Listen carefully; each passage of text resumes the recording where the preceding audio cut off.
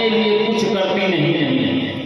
औरत कभी भी अपने लिए कुछ नहीं करती, चाहे हरतालिका तीज का व्रत हो, जुटपुती का व्रत हो, करवा चौथ का व्रत हो, छठ का व्रत हो, चाहे दुनिया का कोई भी व्रत हो, स्त्री हमेशा अपने पति और पुत्र के लिए करती है, यानी हमेशा दूसरे की भलाई के बारे में सोचती है।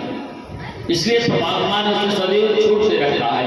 इसलिए ठाकुर जी कहते हैं कि नारियों को भगवान जल्दी प्राप्त हो जाते हैं, जल्दी प्राप्त हो जाता है। मनम चित्रेकम सर्वभूतायः लोपितो अन्नम चित्रेकम। इसलिए उनका धर्म कर्म पूजा अनुष्ठान जल्दी समाप्त नहीं होता। और आज भी आप लोग देखने को आपको मिल रहा है यहाँ प्रत्यक्ष में कि पुरुष की संख्या कितना है, स्त्रियों की संख्या कितना है। प्रत्यक्ष आपको दिखाई दे रहा है कि माता जी लोगों की संख्या अधिक है और पुरुष वर्ग की संख्या कम। आज तो कुछ लोग दिखाई दे रहे हैं और रोज रोज लोग सब गायब है।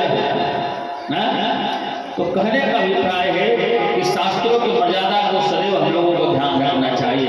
बोले जय भगवान की। मैं चर्चा कर रहा था कि धर्मचंद्र और कर्मचंद्र दो भाई थे। दोनों भाई एक ही पिता के संतान, दोनों की विचार भावना अलग अलग, एक धर्म करता है तो एक कर्म करता है। अब धर्मचंद्र ने सोचा कि अगर हम मरेंगे तो हमें सबको सिस्टम के अनुसार धर्मराज के दरबार में जाना है।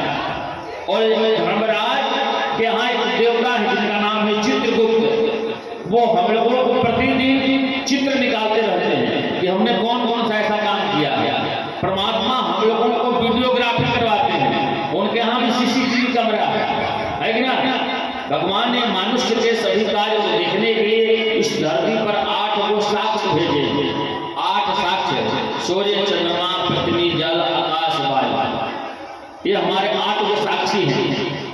हम कोई यहाँ काम करते हैं तो वहाँ से पूछा जाता है दिन में क्या था कि रात में। चंद्रमा को बुलाओ, रात में क्या था तो चंद्रमा बताएंगे। मान लीजिए चंद्रमा को उस समय चले गए हैं तो धरती से पूछ लिया जाएगा। धरती मान लो कहीं चली गई तो हवा देवता से, पवन देव से छप जाएगा। आपने देखा है ना, भगवान ने 8 साक्ष्य से धरती पर बनाया है। वहाँ भगवान धर्मराज के दरबार में अंकित हो रहा होगा कि आज इस सोमवार के दिन रात को 9 बजे इतने लोग बैठकर भगवान की कथा सुन रहे हैं। वहाँ अंकित हो रहा है। और वहाँ ये भी अंकित हो रहा है उस कथा पंडाल में कितने लोग यहाँ शरीर से बैठे हैं और कितने लोग मन से बैठे हैं।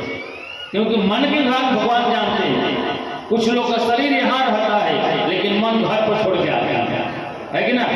और कुछ लोग का मन यहाँ नहीं रहता, घर पर रहता है। और कुछ लोग का शरीर घर पर रहता है लेकिन मन भगवान में रहता है। तो मन ही ईश्वर में होना चाहिए। तो धर्मचंद्र और कर्मचंद्र दोनों भाई। तो बड़ा भाई ने सोचा कि हम मरेंगे तो मेरा भाई जो है कभी धर्म का कोई काम किया नहीं है तो ये नर्क में ही जाएगा। तो इसलिए इसके उद्धार के लिए हम कोई ना कोई काम करेंगे ताकि इस हमारा भाई का भी उद्धार हो जाए। शास्त्र कहता है कि जिस व्यक्ति के यहाँ और जो व्यक्ति अपने जीवन काल में तुलसी शालिग्राम का पूजा नहीं किया हो, कभी तीर्थों में नहीं गया हो, कभी गंगा का स्नान नहीं किया हो, कभी ब्राह्मणों का भोजन नहीं कराया हो, कभी संतों की सेवा नहीं किया हो, वहां जाने पर उसे अर्धतामिस नरक में डाल दिया जाता है। 28 प्रकार का नरक है। रौरव, महारौरव, तामिस, अंधतामिस, कुंभी, बाल, शुकर, मुख, लाला, भक्ष, वैतरणी आदि 28 प्रकार का नरक है। हम जैसा यहाँ काम करते हैं उसके हम ऐसा हमें वहाँ दंड दिया जाता है। तो कहने का अभिप्राय है कि ये चीजें जरूर करना चाहिए हम लोगों को।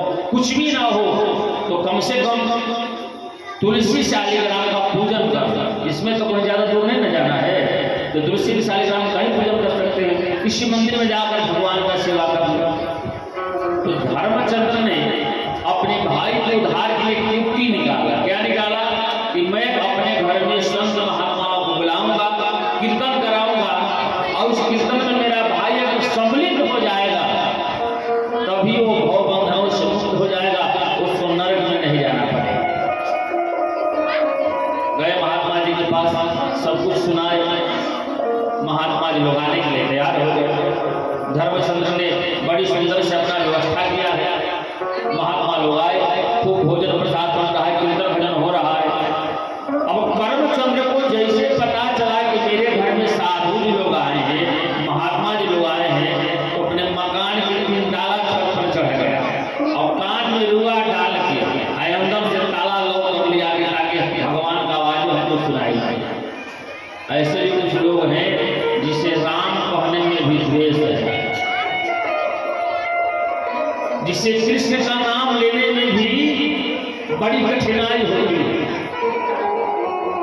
तो कर्मचंद्र ताला लॉक कर लिया, कान में रुआ डाल लिया ताकि भगवान का नाम हमको सुनाई नहीं दे। सारा कार्य कीर्तन पूजा पाठ संपन्न हुआ। संत जन जब जाने लगे तो धर्मचंद्र से बोले, सब ठीक ठाक, हम लोग जा रहे हैं। तो धर्मचंद्र ने कहा, महाराज जिस कार्य के लिए, जिस व्यवस्था के लिए हमने आपको बुलाया था वो तो मेरा काम हो ही नहीं किया। क्यों बुलाए थे?